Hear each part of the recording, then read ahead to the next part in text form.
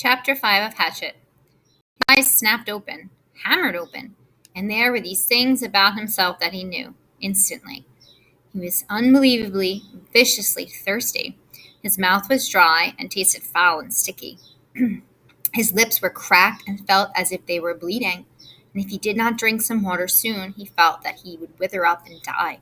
Lots of water, all the water he could find. He knew the thirst and felt the burn on his face. It was mid-afternoon and the sun had come over him and cooked him while he slept, and his face was on fire, would blister, would peel, which did not help the thirst, made it much worse. He stood, using the tree to pull himself up, because there was still some pain and much stiffness, and looked down at the lake. It was water, but he did not know if he could drink it. Nobody had ever told him if you could or could not drink lakes. There was also the thought of the pilot, down in the blue, with the plane strapped in the body. Awful, he thought, but the lake was blue and wet-looking, and his mouth and throat raged with the thirst, and he did not know where there might be another form of water he could drink. Besides, he had probably swallowed a ton of it while he was swimming out of the plane and getting to shore.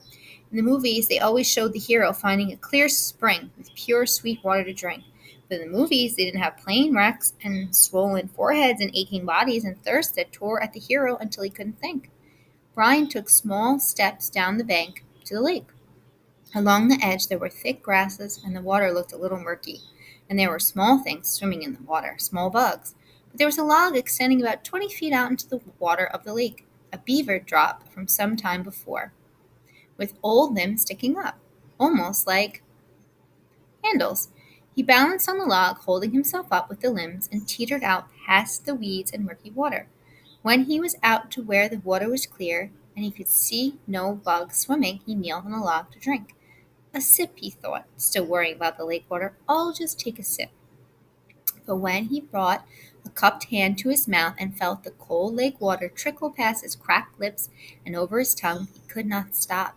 He had never, not even on long bike trips in the hot summer, been this thirsty. It was as if the water were more than water, as if the water had become all of his life, and he could not stop. He stooped and put his mouth to the lake and drank, pulling a deep and swallowing great gulps of it. He drank until his stomach was swollen, until he nearly fell off the log with it. Then he rose and tripped his way back to the bank, where he was immediately sick and threw up most of the water. But his thirst was gone, and the water seemed to reduce the pain in his head as well, although the sunburn still cooked his face. So, he almost jumped with the word, spoken aloud. It seemed so out of place, the sound. He tried it again. So here I am. And there it is, he thought. For the first time since the crash, his mind started to work. His brain triggered, and he began thinking, here I am. And where is that? Where am I? He pulled himself once more up the bank to the tall tree without branches and sat again with his back against the rough bark. It was hot now. The sun was high and to his rear, and he sat in the shade of the tree in relative comfort. There were things to sort out. Here I am, and that is nowhere. With his mind open and thoughts happening, it all tried to come in with a rush. All of what had occurred, and he could not take it. The whole thing turned into a confused jumble that made no sense. So he fought it down and tried to take one thing at a time. He had been flying north to visit his father for a couple of months in the summer, and the pilot had had a heart attack and he had died. And the plane had crashed somewhere in the Canadian North Woods, but he did not know how far they had flown or in what direction or where he was. Slow down, he thought. Slow down more. My name is Brian Robeson, and I am 13 years old, and I am alone in the North Woods of Canada. All right, he thought. That's simple enough. I was flying to visit my father, and the plane crashed and sank in a lake. There. Keep it that way. Short thoughts. I do not know where I am, which doesn't mean much. More to the point, they do not know where I am. They, meaning anybody who might be wanting to look for me, the searchers. They would look for him, look for the plane. His father and mother would be frantic. They would tear the world apart to find him. Brian had seen searches on the news, seen movies about lost planes. When a plane went down, they mounted extensive searches, and almost always they found the plane within a day or two. Pilots all filed flight plans, a detailed plan for where and when they were going to fly, with all the courses explained. They would come. They would look for him. The searchers would get government planes and cover both sides of the flight plan filed by the pilot and search until they found him. Maybe even today. They might come today. This was the second day after the crash. No, Brian frowned. Was it the first day or the second day? They had gone down in the afternoon, and he had spent the whole night out cold. So this was the first real day. But they could still come today. They would have started the search immediately when Brian's plane did not arrive. Yes, they would probably come today. Probably come in here with ambiguous planes.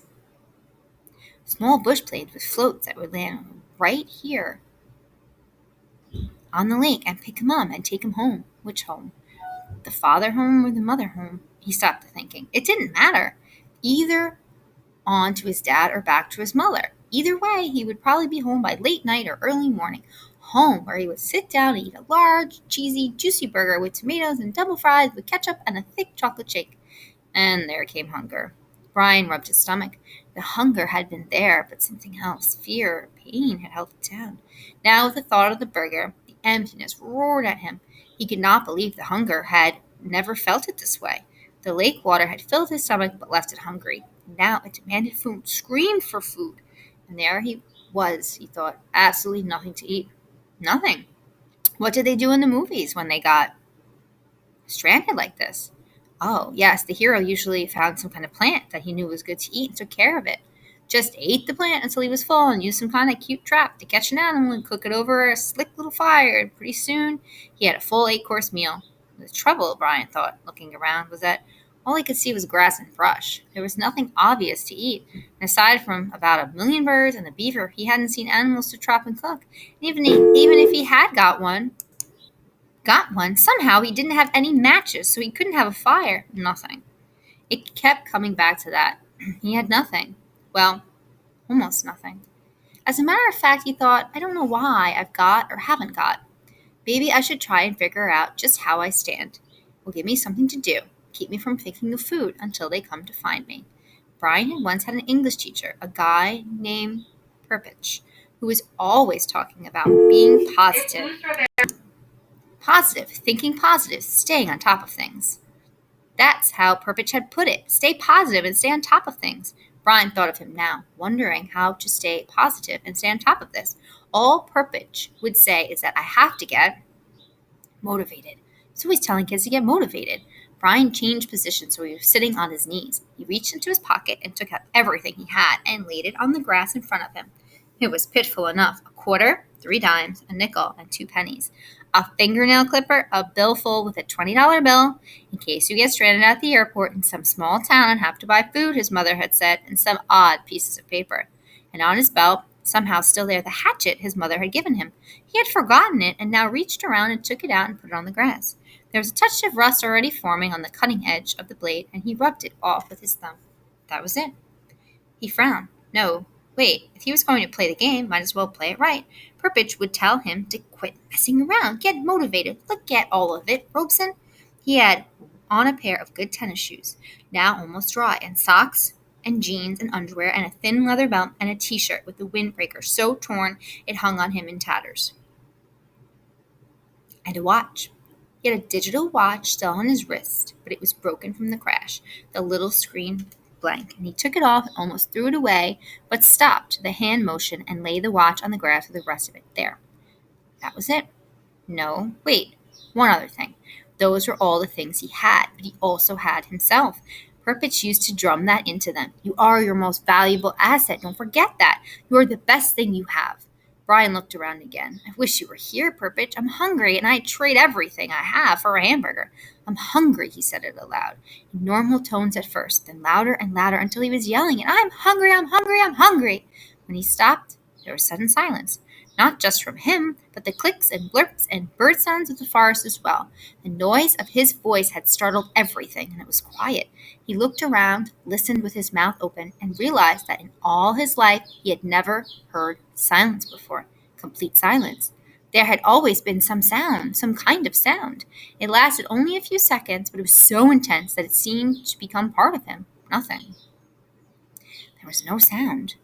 And the birds started again, and some kind of buzzing insect, and then a chattering and cawing, and soon there was the same background of sound, which left him still hungry. Of course, he thought, putting the coins and the rest back in his pocket and the hatchet in his belt. Of course, if they come tonight, or if they take as long as tomorrow, the hunger is no big thing. People have gone for many days without food, as long as they've got water. Even if they don't come until late tomorrow, I'll be all right. Lose a little weight, maybe, but the first hamburger and fries will bring it right back. A mental picture of a hamburger, the way they showed it in the television commercials, thundered into his thoughts. Rich colored, the meat juicy and hot. He pushed the picture away. So even if they didn't find him until tomorrow, he thought he would be all right. He had plenty of water, although he wasn't sure if it was good and clean or not. He sat again by the tree, his back against it. There was a thing bothering him. He wasn't quite sure what it was, but it kept chewing at the edge of his thoughts. Something about the plane and the pilot that would change things. Ah, there it was. The moment when the pilot had his heart attack, his right foot had jerked down on the rudder pedal and the plane had slewed sideways. What did that mean? Why did that keep coming into his thinking that way, nudging and pushing? It means, a voice in his thoughts said, that they might not be coming for you tonight or even tomorrow. When the pilot pushed the rudder pedal, the plane had jerked to the side and assumed a new course. Brian could not remember how much it had pulled around, but it wouldn't have had to be much because after that, with the pilot dead, Brian had flown for hour after hour on the new course. Well away from the flight plan the pilot had filed, many hours, at maybe 160 miles an hour. Even if it was only a little off course, with that speed and time, Brian might now be sitting several hundred miles off to the side of the recorded flight plan, and they would probably search most heavily at first along the flight plan course. They might go out to the side a little, but he could easily be 300-400 miles to the side. He could not know, could not think how far he might have flown wrong because he didn't know the original course and didn't know how much they had pulled sideways. Quite a bit. That's how he remembered it. Quite a jerk to the side. It pulled his head over sharply when the plane had swung around. They might not find him for 2 or 3 days. He felt his heartbeat increase as the fear started. The thought was there, but he fought it down for a time, pushed it away, then it exploded out. They might not find him for a long time. And the next thought was there as well, that they might never find him. But that was panic, and he fought it down and tried to stay positive. They searched hard when a plane went down. They used many men in planes, and they would go to the side. They would know he was off from the flight path. He had talked to the man on the radio. They would somehow know. It would be all right. They would find him. Maybe not tomorrow, but soon. They would find him soon. Gradually, like sloshing oil, his thoughts settled back and the panic was gone. Say they didn't come for 2 days. No, say they didn't come for 3 days. He even pushed that to 4 days. He could live with that. He would have to live with that. He didn't want to think of them taking longer. But say 4 days, he had to do something. He couldn't just sit at the bottom of this tree and stare down at the lake for 4 days and nights. He was in deep woods and didn't have any matches. Couldn't make a fire. There were large things in the wood. There were wolves, he thought, and bears and other things. In the dark, he would be in the open here, just sitting at the bottom of a tree. He looked around suddenly, felt the hair on the back of his neck go up. Things might be looking at him right now, waiting for him, waiting for dark so they could move in and take him. He fingered the hatchet at his belt. It was the only weapon he had, but it was something. He had to have some kind of shelter. No, make that more. He had to have some kind of shelter, and he had to have something to eat. He pulled himself to his feet and jerked the back of his shirt down before the mosquitoes could keep at it.